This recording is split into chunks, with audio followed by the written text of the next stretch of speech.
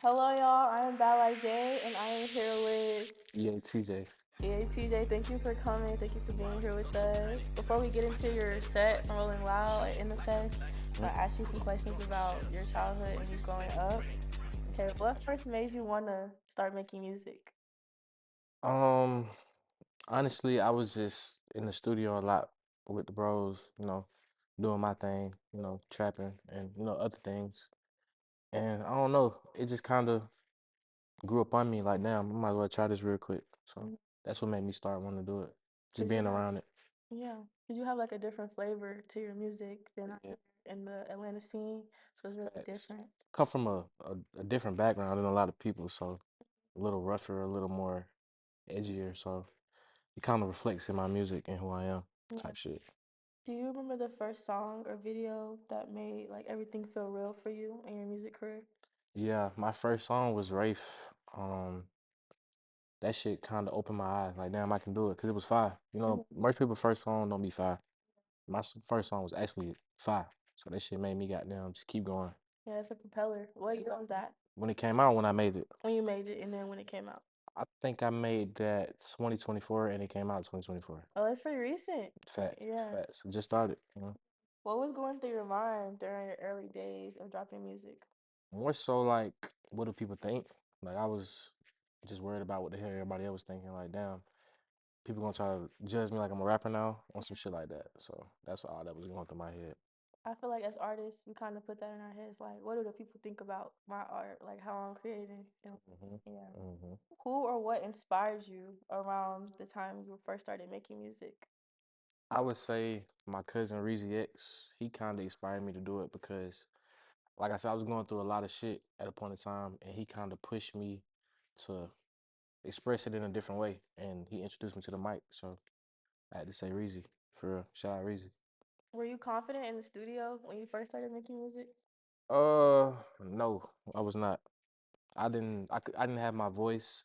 I didn't have my like swag. I didn't feel like it wasn't all the way there, but it was fine at the same time though. Like what I was saying was, shit was Yeah. hard. So You saw the when potential in yourself. exactly, I seen the potential, and I Hmm. realized just like playing basketball, you keep shooting, you get better at it. How long So did it take you to feel more comfortable? I say about 7, 8 months. 7, 8 months, I found my swag. At what moment did you realize that this could be something way bigger than from when you started? When I got booked for my first show, I feel like that kind of woke my eyes up to like, damn, I can actually get paid from this shit and actually do this shit for real.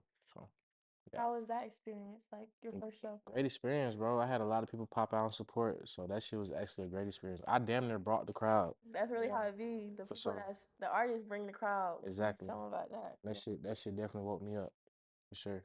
And how did OA become a part of your journey? Honestly, bro, I don't know, bro. I just was hanging out with these niggas forever. I don't know. Like we were friends before anything, so the OA shit was always our thing, but like I said, we was just more so kicking shit, like, Hmm. bros just in the streets, just doing what we doing drugs. They were all of them already was rapping and I wasn't rapping. So, it was more so genuine at first. Yeah, And like a then friendship that exactly, turned into music. it turned into a real music, Hmm. even though it's still way deeper than music. Yeah. Way deeper than music. Who are you outside of your music? I'm a hustler, bro. I'm a busybody. I like to stay busy. I'm always looking for the next shit to do and how to better myself every day. What drives the motivation to keep creating music? Is that like the hustle in you too? Yeah, the hustle, shit, the experiences, bro. Experiencing life every day, going to different states, been on the road now, traveling. You know what I'm saying? Growing as an artist, all that shit inspires me to keep going. And what's your favorite part about being an artist, like in general, besides the music part? I'd probably say the notoriety. I like going places and people be like, "Oh, EATJ, can I get a picture?" Like that shit actually be like enjoying because it was a point in time, not to say like nobody knew me, but it was a point in time I wasn't known. Like I was just a regular street dude. So shit like that just brings a little joy to me. You know what Yeah. I'm saying? See, I'm kind of putting positive light into people when people recognize me and shit. I feel like the fans don't Facts. even be knowing that like those little moments will really make you feel like it's worth it. Nah, for sure. That shit go a long way. Shout out to the fans. Shout out to all the supporters. That shit definitely goes a long way. Notoriety for us, the artists. I would really appreciate y'all. What keeps you consistent? I don't know, bro. I got a like addictive personality. If I start to like some shit, I'm gonna do that shit as much as possible all the time. I'm gonna damn near drive myself crazy about that shit. So every day, or if I'm not in the studio, I'm planning something musically. I call my manager every fucking day. We talk 30 times a day and probably 10 hours a day. Like this shit is really like my life now for real. That's beautiful though. That's like the dream for a lot of artists. Facts. What's your relationship with EA and how does that connect to OA? That's where I'm from. That's who I am. That's what made me the man I am today, honestly.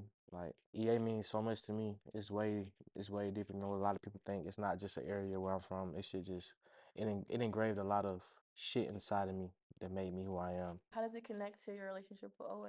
Shit, they really make me like stand on that shit more, more if it makes sense. They like when I rep that shit because it's who I am. Like I said, they know it's who I am inside. Like that little EA, like that's what they like to say. So For that's the how it fans connects. that don't know what EA stands for, what does that mean? EA stands for East Atlanta. East Atlanta. East Atlanta. Everybody know. Everybody should know what EA is, but that's what it stands for. Yeah.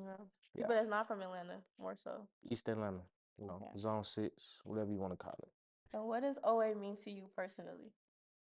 All it means a lot to me, bro. It's really just it's a mindset, it's a movement, it's a lifestyle, it's a lot of shit. It's a family for real. Family. It's a family, yeah. It's a real family. Like we got niggas from range of ages from 17 to 37, like, and everybody treat each other equally. Like everybody's real family. Like this shit's like real blood. We hold everybody accountable. I love the bros for real.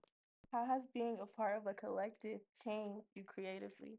It inspires you, bro. It opens your mind. Like just being in the studio with all these niggas and just hearing what they thinking and how they project shit, it just helps you project your story in a different way and in your own way, if that makes sense. Like, yeah, for example, like I be in the studio a lot with Skate Star, and Skate doesn't rap nothing like me. And so the way he projects shit, sometimes I steal it and just turn it into my own way, into my own swag. Like it's just motivation, you know. A brother motivating another brother, that's all. What was it like being on the new Uskudi album? Man, that was shit was like a dream come true. You know, being on the same tape as Slime himself, that shit was actually like a dream come true. I didn't even know I was gonna be on it. And then they told me I was gonna be on it twice. I think only two artists on there is me. Only twice. Only two artists on there is me, Southside, and Thug, I think. So that shit was just that shit meant a lot. That shit meant a lot, bro. I just like I said, I just started not too long ago. I feel like I have ways to go, and that shit just made me feel grateful as hell, bro, just to even have that opportunity, you know what I'm saying, to broadcast my name and my music to the world for real. With working on that album, did you ever get to be around or work close with Young Thug? Yeah, I've been with Slime a few times. I've seen him work. He hasn't never seen me work for real, but I've seen him work. I've seen his process of how he records. It's kind of crazy. Yeah, it's very goddamn, very inspiring for sure. Like I said, that's just like the shit I said with Skate. Like just being around these dudes really is absorbing the same energy and air as these people. That shit is just inspire you to just go and work on yourself and put in yourself to do similar type ways, but in your own way, and just blossom, bro. That shit helps a lot. Just breathing the same energy as some of these people, bro. Like Slime himself, you know, real legend. You know what I'm saying? You on an album with a legend, like that's a really big. I'm Facts, very bro. proud of you. Facts. Appreciate you. Facts. I appreciate that. How was your experience being at In the Fest versus Rolling Loud? Shout out NFS. Two completely different experiences. NFS was like a real underground show, you know what I'm saying? You know, your typical underground show. Rolling Loud was a whole nother fucking experience. That shit was way more high tech, way more upbeat, just way more sophisticated in the way they go about conducting the show, everything. That shit was like some real mainstream shit. And I'm glad that I got to experience both of them. Shout out Tees and Diamond. I love y'all niggas. This shit really that shit was a great experience for sure. It was a great exposure. I was just blessed to be there, bro. I come from nothing, bro. So I'm just happy to be in the fucking same field and environment as some of these people, bro. So Does it kind of feel like surreal being at like on a Rolling Loud stage with all those people in the crowd? Like, how does it feel being there? very surreal, bro. I used to watch Rolling Loud when I was younger. I used to watch that shit on YouTube, like of just artists, because I've always been into music a little bit. So that shit was very surreal, actually being there and actually like, even though like I'm here to support somebody else, I have my own fans here that want to stop me for pitching and shit. That shit is just amazing, bro. That was a great experience for real. Would you Shout out want Rolling to? Loud. Yeah, shout out Rolling Loud. Would you Fact. want to go back next year and be on the lineup? Hell yeah, I'm shit. I'm gonna be on that tent. I wanna rock that tent. Zigzag, y'all hit me on the way. Hit me, EATJ, Rolling Loud. hit me, man. Come on, come on with it. What's your usual thought process before you go on stage? My usual thought process before I go on stage. I don't know, but I try to clear my head before I go on stage. Cause I ain't gonna cap. Sometimes it don't even hit me until I pull up to the venue for real. Then I'm finna just do a show. So I really just try to clear my head for real. What do you want people to feel when they hear your music? I want you to feel the realness in it. I'm a real nigga for real. I take heat and pride in that. I'm a real nigga, so I want you to feel realness. I want you to feel pain. I want you to feel everything, you know? Everything I go through in my music and I express, I want you to feel the same thing. And I hope it connects, you know what I'm saying? I hope it do. And it has been. What's something that you refuse to compromise creatively? Compromise creatively. Like what's something that I'm Like scared you'll to put never out? give up on some like even if not even with music, like something that you'll never do for like anything. Like you stand on that. I won't never do no gay shit. Okay. I That's won't never do no gay shit. That's all I can really say. But I can't say nothing else for real, cause shit, I like to experiment shit, you know what I'm saying? Ain't no telling. I can't say I won't make no love song or something or nothing like that, cause shit. good to experiment. Yeah, I'm very goddamn experimental with music, so It helps you grow too. facts. What do you think separates artists who last versus artists who make a viral hit then kind of fade out?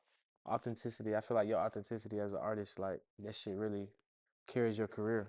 Cause if you're not lying about who you is, if you like just 100% who you are, on and off camera, on and off stage, that shit gonna carry your career. You like a nigga can make a hit, but if you know what I'm saying, if you capping or you not portraying what you pushing, it's not gonna match up. You know what I'm saying? That's when you deteriorate. Being real is definitely what's gonna carry your career for real. You think people start to feel like the lack of authenticity with people when they start to fade out? I think that's the reason.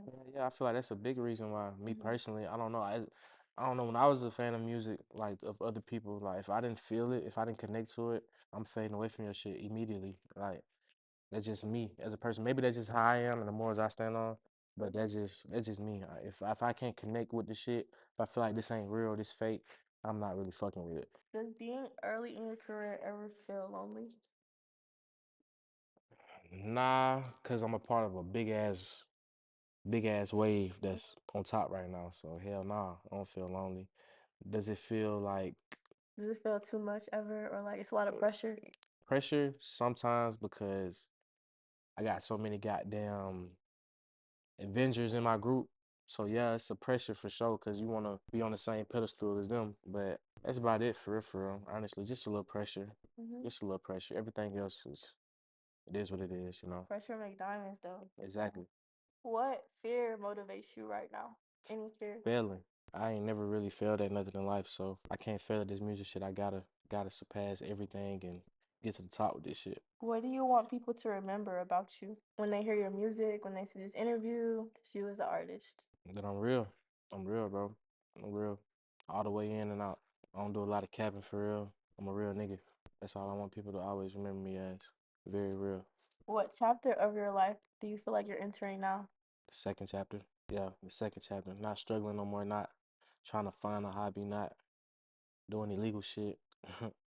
Yeah, I feel like I'm in the second chapter for sure. Do you feel like music is gonna be like the legacy you create for like you and people around you? Yeah, hell yeah. I feel like music is gonna be my legacy overall in general of my life. Even though I was a sports player back in the day, I feel like my music's gonna be way bigger than anything I've ever done in my life. Is there anything you want to say to your fans or any message you want to leave with them? Yeah, shout out all my fans, all my supporters. I love y'all. I really appreciate y'all. I wouldn't be here without y'all. New shit on the way, a lot of new music, and I got a surprise for y'all very soon. What's this? I can't tell y'all. It's a surprise, bro. So y'all stay tuned. What going on, man? I'm EATJ, and we're here with Friction Network. Shout out Friction.